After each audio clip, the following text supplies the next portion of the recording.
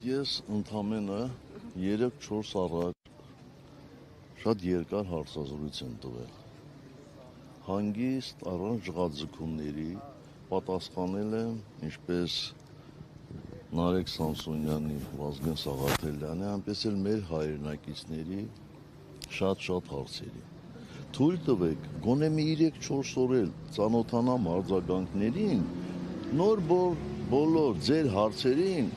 կպատասխանեմ ինչպես միշտ։ Բայց առավոտ Կանուխ Փաշինյանը արդեն արձագանքել էր ձեզ հենց հարցազրույցի հաջորդ օրը։ Բայց ամեն մարդու խնդրին չի ինձ հետ կապ։ Պարոն նախագահ, այս վերջին մեղադրանքով, այս մեղադրանքներով ինչ են ուզում ասել ձեր գնահատմամբ։ Մեկը հետևից մեղադրանքներ կան։ Հայտնի փաստ է, դա առանձին մեղադրանք չէ, վստահ եմ, որ այդ գործերը միացնելու են այս գործերից մեկին։ Պարոն նախագահ, 2019 թվականին Փաշինյանը հայտարարում էր, որ որևէ թուղթ չկա սեղանին, հետո հիշեց, որ թղթեր կան, դրանք ցաքուցրիվ են։ Հիմա էլ ասում է, որ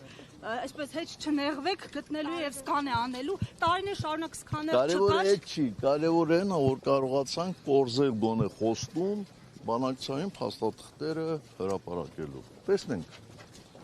Շնորհակալ եմ։ Ես մի հարց